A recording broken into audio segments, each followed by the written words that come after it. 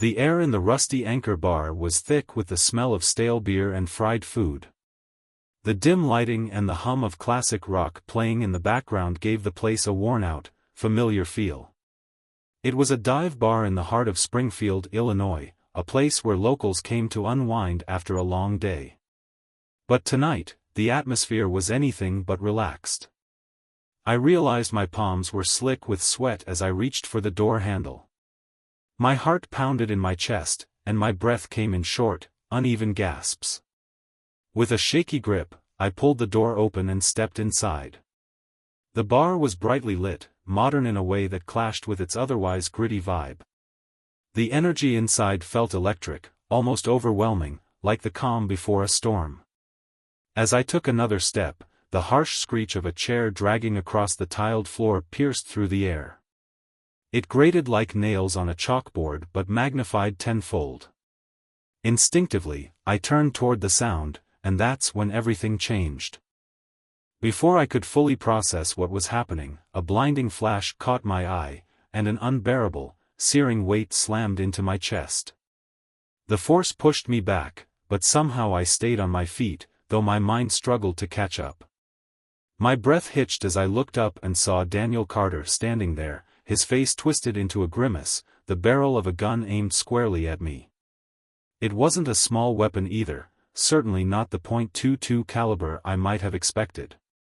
The sheer size of the barrel left no doubt it was something much more lethal. Daniel's mouth was moving, shouting something, but all I could hear was the sharp ringing in my ears.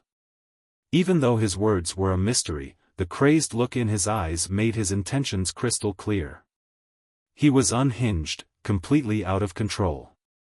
He raised the gun higher, taking a step closer, and his lips curled into a sickening smirk. But just as quickly as the smirk appeared, it vanished, along with his face. "Oh my God, Michael! You've been shot!" I heard Gregory Williams shout as he rushed over. Gregory was my wife's cousin's husband, a detective with the local police. He was a decent guy, but right now, he felt like a damn hero. Daniel Carter lay sprawled on the floor, his eyes wide open, staring at nothing. Gregory, being the big guy he was, must have landed a hell of a punch to Daniel's ugly face. Gregory quickly grabbed some napkins, pressing them against my chest to stop the bleeding while barking at the bartender to call an ambulance. My head felt light, and my body started to slide off the chair. Before I hit the ground, a man sitting nearby stepped in, lifting me under the arms and gently laying me on the floor. I could barely keep my eyes open, but I heard Gregory mutter to someone nearby, "That ambulance better get here fast, or they'll be taking Michael straight to the morgue." Summoning every ounce of strength, I managed to whisper, "Thanks for the support," before everything went black. When I came to, the familiar sterile smell of a hospital hit me first. The beeping of machines and the faint hum of voices followed soon after. My chest felt like it had been crushed by a sledgehammer, and I was so groggy that opening my eyes seemed impossible. Instead, I focused on the conversation happening nearby. "Mom, who the hell is Daniel Carter?" my daughter Olivia's voice rang out, sharp and demanding. "I know he works with you, but why did he shoot Dad? Did you or Dad have problems with him?" Elizabeth, my wife, sounded shaken as she answered. "He's been bothering me ever since I went to that seminar in Las Vegas 2 weeks ago. I had no idea he was this unstable." "That's not much of an explanation," Olivia shot back. "Why was he bothering you after the trip? You told me you had a great time with Deborah and that new girl from accounting. What happened? Why the hell did that lunatic shoot Dad? You're not telling me everything, are you?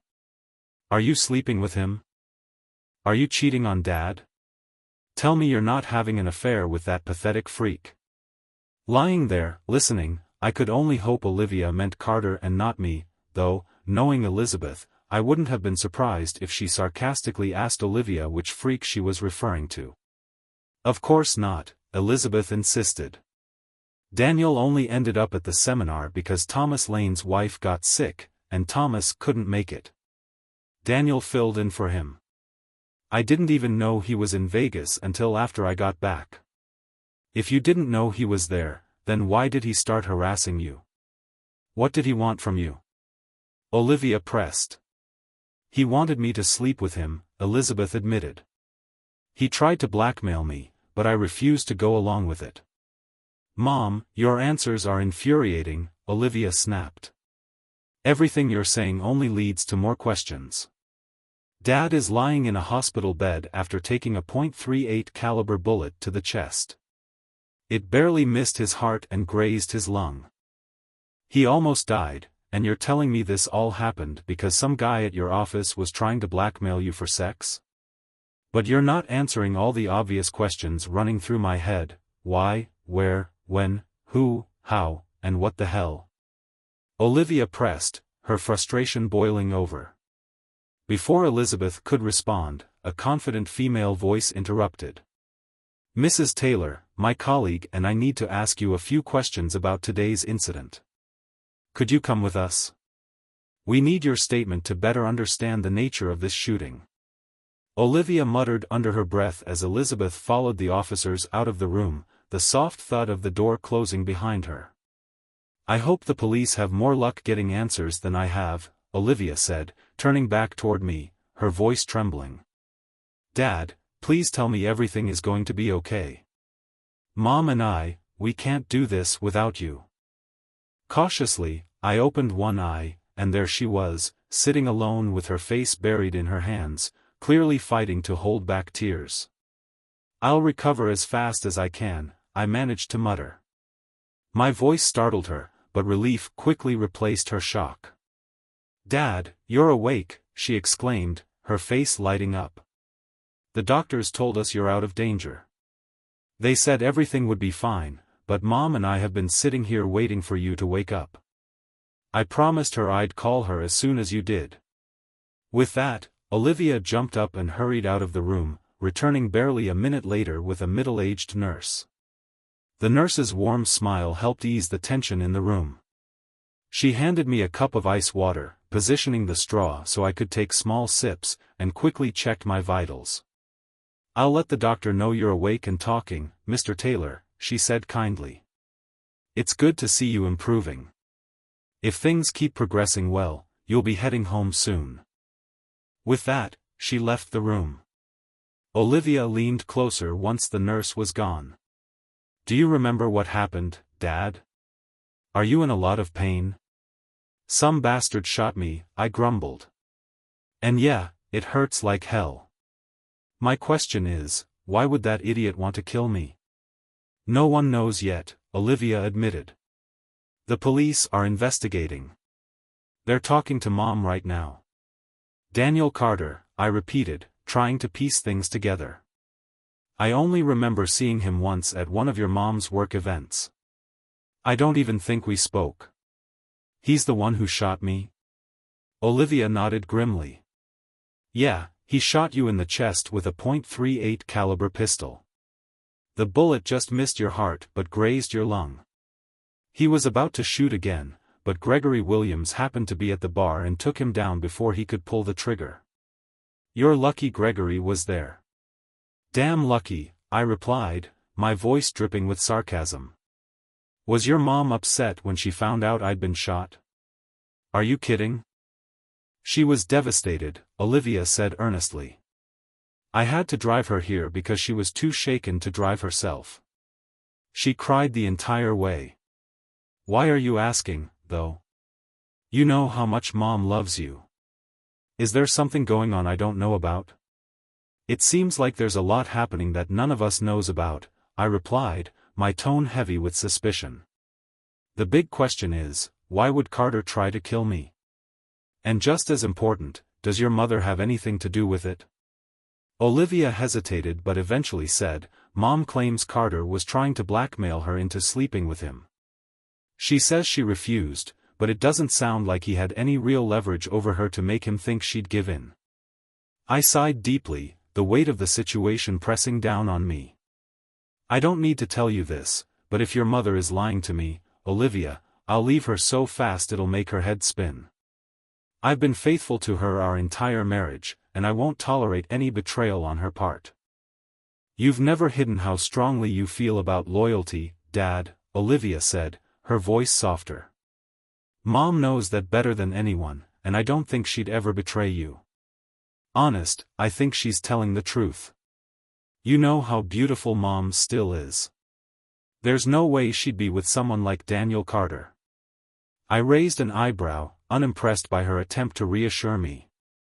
Olivia, if you're trying to cheer me up, you're not doing a great job. Your mom might still turn heads, but that doesn't give her a free pass to cheat. That's not how marriage works.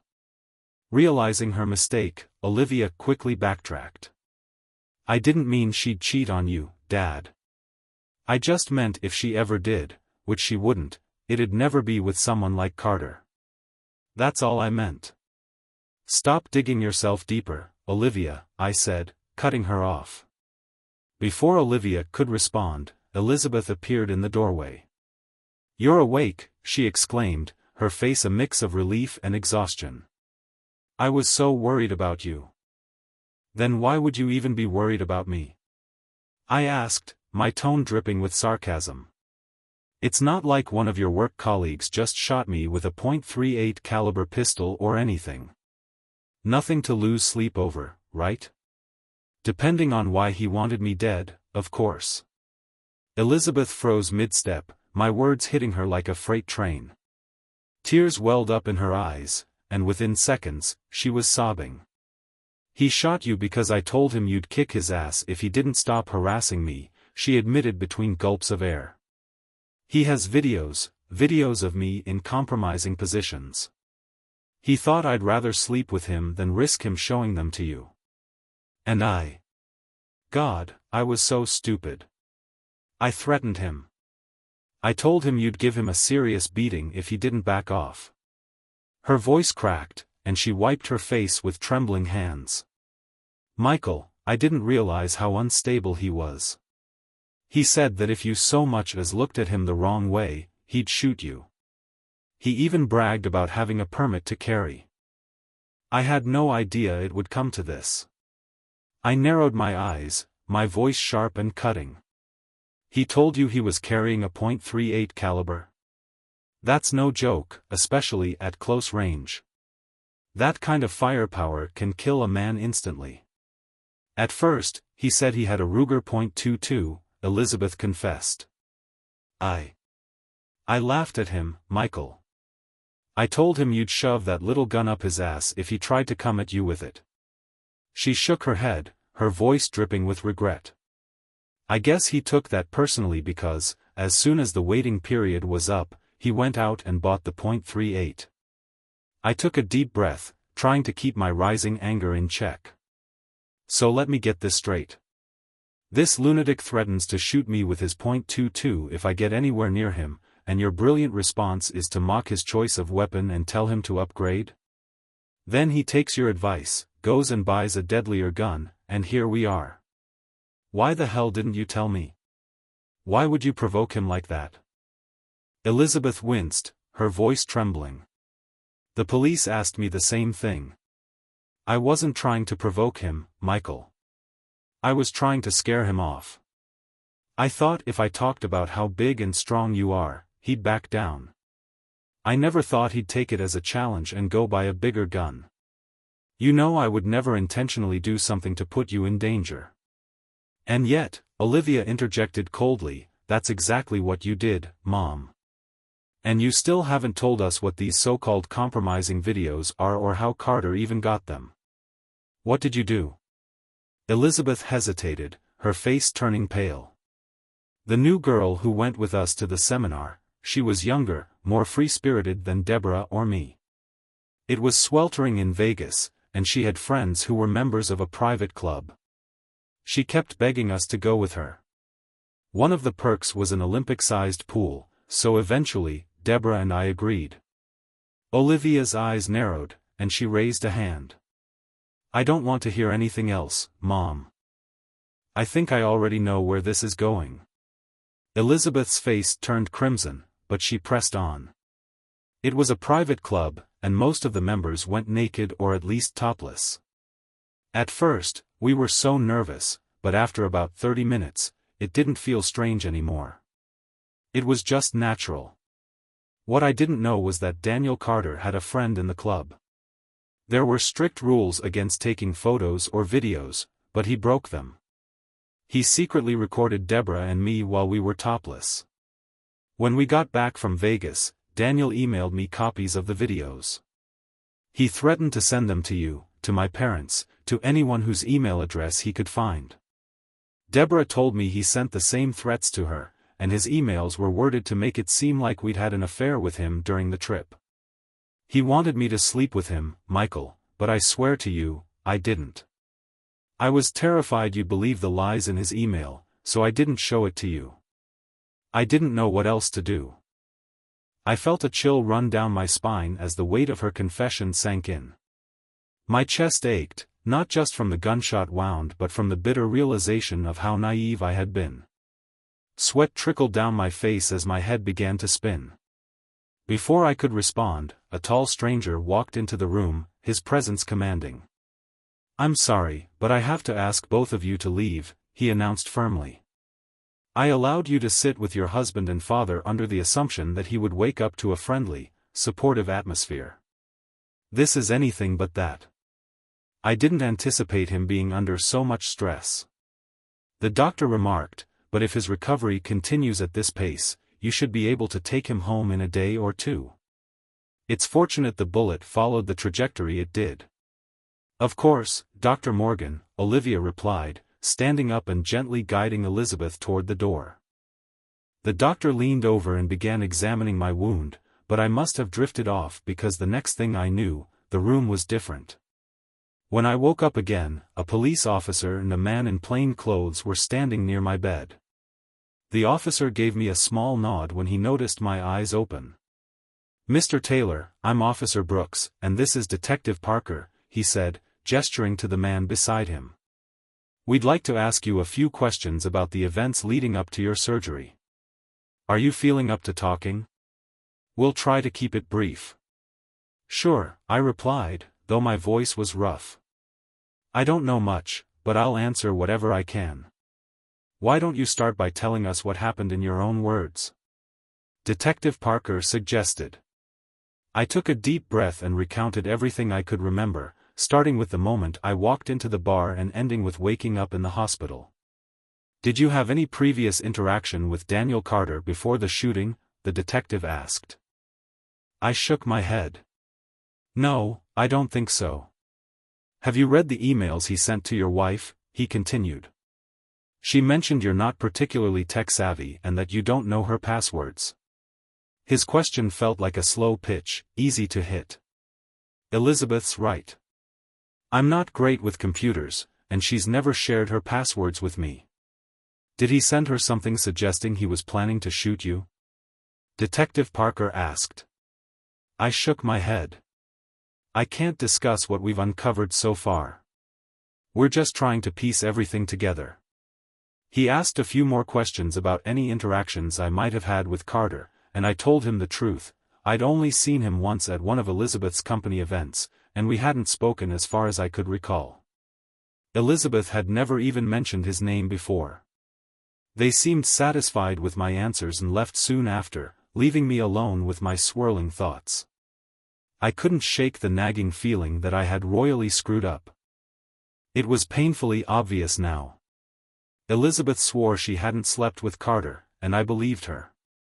Over the years, I'd learned her little tells, subtle signs that gave away when she was bending the truth, and she didn't show any of them while explaining things to Olivia and me. But what gnawed at me was that I should have done more before going to Carter's usual dive bar. I should have taken the time to read those emails myself instead of walking in there, expecting a guy like him to stick to a measly .22 caliber pistol. Sure, that kind of gun can kill someone, but only if the shooter is precise. Carter didn't strike me as the kind of guy who'd be surgical with his aim, so I figured I'd have the upper hand. Clearly, I was wrong. Elizabeth was my everything. After 20 years of marriage, my love for her had only deepened. But when she came back from that Vegas trip, something was off. It wasn't one specific thing, more like a series of small changes that didn't sit right with me. That's when I decided to do something I'd kept hidden for years. I logged into her email account. Elizabeth thought I was clueless when it came to computers, but the truth was, I knew more than she gave me credit for. I used a laptop at work all the time, and I'd memorized her password years ago when I'd seen her typing it. It was the date of our anniversary. She never imagined I'd have access. Worried about her strange behavior, I finally logged into her account. What I found left me stunned. There were emails from Daniel Carter, each one worse than the last. He'd sent her copies of videos showing her topless by a pool, surrounded by a handful of other people. To say I was surprised would be putting it mildly. Seeing those videos was like being doused in cold water. What caught me off guard wasn't just Elizabeth, it was Deborah, of all people. Who would have guessed she had such unexpectedly impressive assets? Still, the topless videos didn't bother me nearly as much as the possibility that Elizabeth had slept with Carter. That's the thought I couldn't shake. From the way Daniel Carter worded his emails, it sounded like Elizabeth had slept with him multiple times. But when I read her responses, I noticed she never once admitted to anything physical happening. Instead, her replies focused on threats about what I might do to him if he didn't stop his blackmail attempts. Even so, the doubt gnawed at me, fueled by the insinuations in Carter's emails. I'd been keeping tabs on Carter for nearly a week, learning his routine. Every evening, on his way home, he made a stop at the same pub. In hindsight, I can admit that I was spiraling, depressed and consumed by the belief that Elizabeth had cheated on me. His emails mentioned he carried a .22 caliber pistol and had a concealed carry permit, claiming he wouldn't hesitate to use it if I confronted him. There was nothing in the emails about him upgrading to a bigger gun, so I didn't expect anything more lethal. The plan I devised for revenge was dangerously simplistic and, looking back, recklessly naive. I decided to accidentally walk into the pub while Carter was there, stare him down until he got nervous, and provoke him into drawing his weapon. If he brandished the gun but didn't shoot, I'd call the police and see to it he got the harshest punishment possible. If he did pull the trigger, my plan was to shield my face with my hands and crouch low, hoping to minimize any damage. Of course, my assumptions were dead wrong. Carter wasn't waving around a .22 caliber like I had expected. He had a .38, and he didn't hesitate. Before I could even process what was happening, he fired directly into my chest. I knew the risks of facing down someone armed, but I thought I could handle it. A .22 caliber shot could be fatal, sure, but it wasn't likely unless it hit just the right spot. A .38, on the other hand, was a different story entirely, lethal at close range, no question about it. The real reason I thought confronting Carter was a good idea had little to do with him and everything to do with Elizabeth. If he shot me, the fallout would devastate her. She loved me, I didn't doubt that, even if I believed she had been unfaithful. The guilt over my injury, or possibly my death, would crush her. The truth about her affair would come out during the investigation, and everyone would see me as the innocent, betrayed husband. I imagined those topless videos somehow making their way to Elizabeth's friends and family, sparking scandal and possibly ostracism. Elizabeth had always valued her relationships with her parents, her siblings, even my family. Losing their respect would be an unimaginable blow for her. But as I lay there in that hospital bed, it hit me how badly I had miscalculated. My plan, half-baked at best, had backfired spectacularly.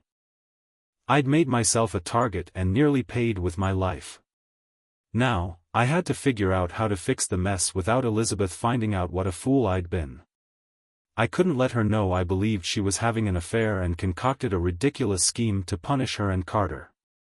I'd always considered myself good at solving problems, but recent events made me question that belief. How could I salvage this disaster without looking like the biggest idiot alive? How could I minimize the damage? Elizabeth and Olivia visited me later that afternoon. Olivia was her usual bubbly self, thrilled that the doctor said I'd be discharged the next day. Elizabeth, on the other hand, was quiet and withdrawn. Her eyes were red, and she seemed on the verge of tears the entire visit. It struck me that, in a twisted way, my poorly conceived plan had worked. She was subdued, weighed down by guilt. Feigning exhaustion, I pretended to fall asleep, cutting their visit short. As they left, my mind churned with ways to undo the chaos I had caused. Honestly, I wasn't all that shocked by the revelation that Elizabeth had gone topless at a private club in Vegas. For one thing, she'd always taken pride in her appearance. She was in fantastic shape, with a firm, well-proportioned figure that she maintained meticulously. For another, I knew Deborah had likely played a role in convincing her. Deborah, with her equally impressive assets, seemed like the kind of person who reveled in attention. Based on the videos I'd watched, more times than I care to admit, Deborah clearly enjoyed flaunting her natural wonders and encouraging others to do the same. The main reason I wasn't entirely shocked by Elizabeth's behavior in Vegas was because of a conversation I'd overheard once. It was a hot Saturday morning, and I'd come home early from work. As I walked into the backyard, I saw Elizabeth and Olivia by the pool, seemingly hosting an impromptu poolside gathering. Olivia's two closest friends, Beth and Amber, were lounging in tiny bikinis, and Elizabeth's younger sister Sophia was there too. Also joining them were a couple of our neighbors, both women in their 30s. I decided to hang back for a moment, curious about what they were discussing, before grabbing a cooler of beer and joining the conversation. Their topic turned out to be unexpected. They were fantasizing about traveling somewhere far away, some secluded beach where they could go topless without worrying about being spotted by friends, family, or coworkers. Olivia and her two friends were especially animated, giggling about how fun and unforgettable such an experience would be. What surprised me most was when Elizabeth and Sophia chimed in, agreeing enthusiastically. They talked about how liberating it would feel to shed the image of typical, boring suburban housewives, even just for a little while. That conversation stuck with me. It echoed in my mind as I drifted off to sleep later that night, making me wonder if Elizabeth might have a bit of an exhibitionist streak. It also got me thinking, was this kind of desire universal for women, or was it more common among those who were confident, had the means to indulge, and knew they looked good doing it? When the day finally came for me to be discharged, Olivia and Elizabeth picked me up from the hospital. The nurse handed me a list of prescriptions, dietary recommendations, and physical therapy exercises to follow for my recovery. I promised to schedule regular check-ins with my family doctor. Once home, Elizabeth helped me inside, and to my surprise, the living room was packed with our close friends and family. They'd gathered to wish me a speedy recovery, and while their concern was touching, my strength quickly began to fade. After shaking hands and thanking everyone, I sank into my favorite armchair, utterly exhausted. Sleep overtook me almost immediately. When I woke up, I could hear a heated discussion in the other room. Curious, I stayed quiet and listened. What I overheard sparked a deep, simmering anger. Elizabeth was being harshly criticized, not by strangers, but by our own family. It didn't take long to figure out why. The videos from Vegas had made their way into the hands of nearly everyone in attendance. Married women don't go parading around with bare breasts, especially not in public, Elizabeth's father, Henry, lectured, his tone sharp with disapproval. You might as well tattoo "available and easy" on your forehead, or on your backside, for that matter. Acting like that is just asking for trouble.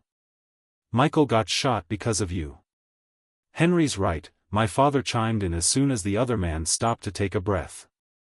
Decent women don't flaunt their bodies like that for anyone to see. My granddaughter deserves a better role model. What Elizabeth's done is disgraceful, and I'm deeply disappointed. Elizabeth stood there silently, taking in the barrage of harsh words. Tears streamed down her cheeks, and her body trembled slightly, a telltale sign that she was deeply upset and overwhelmed. Seeing her like that, standing there as though she were on trial, broke my heart. But what really pushed me over the edge was the sheer cruelty coming from the people who were supposed to care about her most, my family, her family. I couldn't stay silent any longer. Rising to my feet, I growled, "Everyone here needs to shut up or get the hell out." The room fell silent, all eyes turning toward me. I stepped closer to Elizabeth, who flinched slightly at the sudden outburst. My gaze locked onto Henry, my father-in-law. "Henry, whose house do you think you're standing in right now?" I asked, my voice cold and steady. "Well, it's your house, Michael," Henry replied, his confusion evident. "Wrong answer, you idiot," I snapped, my voice rising. "This house belongs to your daughter, my wife, and me. You're standing in Elizabeth's home, calling her actions unacceptable as if you have the right." I paused, letting the weight of my words sink in. "So here's the deal. You've got a few options. You can leave our house right now and stay gone. You can try your luck treating me like crap instead of Elizabeth. Or you can swallow your damn pride, apologize to her, and start acting like the family you're supposed to be." "I was just pointing out that her actions," Henry began, his voice faltering. "You're skating on thin ice, Henry," I cut him off sharply. "Preaching isn't an option here. Either apologize to your daughter or get the hell out of our house. Your call." "Son," he was just, my father started, trying to mediate. "You're next, Dad," I warned, turning to him. "No one in this house gets to speak ill of my wife. Not now, not ever. So, Henry, what's it going to be?" Henry hesitated but finally sighed. "I was wrong, Elizabeth," he admitted. "Your husband loves you, and he's right. This is your house, and I should respect you and defer to you. If I can't do that, I don't belong here. I apologize." Elizabeth rushed to her father, wrapping her arms around him in a tight hug. Margaret, her mother, turned to me, her eyes glistening with emotion, and embraced me just as tightly. "That's how a man defends his wife," Margaret said with pride, her voice trembling slightly. The moment would have been perfect if not for the involuntary groan that escaped me when Margaret pressed against my chest wound. Everyone's attention immediately shifted to me. "Grandma, I think your boobs were putting too much pressure on Dad's chest," Olivia quipped with a smirk. Margaret stepped back, muttering, "Those girls have turned more than one man into jelly." Her comment drew chuckles, but the tension in the room hadn't completely lifted. Henry cleared his throat, breaking the silence. "Elizabeth, I owe you another apology," he said, his tone softer now. "Before Michael kicks me out, let me say I went too far. You've made my son happy, given us a wonderful granddaughter, and I shouldn't have attacked you like that." My father nodded in agreement. "It seems we all got the wrong impression. The truth is, no one would have ever known about Vegas if it weren't for that scumbag Daniel Carter," he said. As both fathers reflected on their harshness, something clicked for me. I loved Elizabeth deeply, and over the last few weeks, I'd come to understand her better than ever. Maybe it was time to flip the narrative, to turn this situation into something positive. Taking a deep breath, I said, "Let's address the elephant in the room. Elizabeth has a beautiful figure. Anyone who's seen those videos can't deny it. I think most attractive women, like Elizabeth, have a natural inclination toward a little exhibitionism, and that's okay. It's clear she does, and honestly, I love that about her." The room fell silent as everyone processed what I was saying. I pressed on. "When Elizabeth told me she was going to Vegas, I actually encouraged her to visit a place where she could feel free, where no one would judge her. The idea of men admiring my wife doesn't bother me, as long as I'm the only one who gets to appreciate her charms up close and personal." Elizabeth's jaw dropped, and her eyes widened in shock. Olivia, meanwhile, grinned like the Cheshire Cat, exchanging a knowing nod with her mom. Their silent communication was something our family was all too familiar with. "Look," I continued, if you want to criticize someone for Elizabeth having fun in Vegas, take it up with me. Every decision we make together based on what makes us happy, not on what random friends and relatives think we should do." As I spoke, I could feel the room's energy shift. Some people looked surprised, others amused, and a few even seemed to approve. "And since the cat's out of the bag," I added with a small smile, "Elizabeth and I are going on a 2-week vacation in August. We'll be visiting the island of Cook, known for its beaches, many of which are clothing optional. When we get back, we won't have any tan lines." I paused, scanning the room. If anyone has a problem with our life choices, now's the time to speak up. Go ahead, tell us why we're sick puppies or need professional help. Olivia chimed in, her grin widening. "I think it's a great idea, Dad. Mom will love having her, assets-free with a bunch of horny guys ogling her, and you'll be there to keep her safe." "Thanks, Olivia," I replied, chuckling.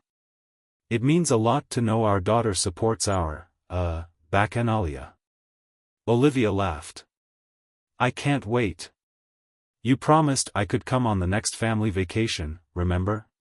You even told Beth and Amber they could come too, as long as they paid for their own airfare. We're going to have a blast." I opened my mouth to voice my concerns about Olivia going topless on a beach, but I caught myself. The last thing I wanted was to sound like Henry. I realized I'd be the biggest hypocrite in the world if I suggested anything other than support for Olivia. "Of course, sweetheart," I said, deciding to save any reservations for a private conversation later. Still, my mind wrestled with conflicting thoughts. On one hand, the idea of Beth and Amber going topless on the beach was admittedly a vision I wouldn't mind experiencing. On the other hand, the thought of Olivia walking around with her breasts exposed left me feeling uneasy. I briefly considered telling Olivia that this trip was meant to be a romantic getaway for Elizabeth and me, a chance to reconnect and enjoy some time alone. But before I could speak, what I heard next made me pause and rethink everything. "Hey, sis," said Elizabeth's younger sister, Sophia, her voice casual but with a hint of excitement. "Would you be okay if I joined you?"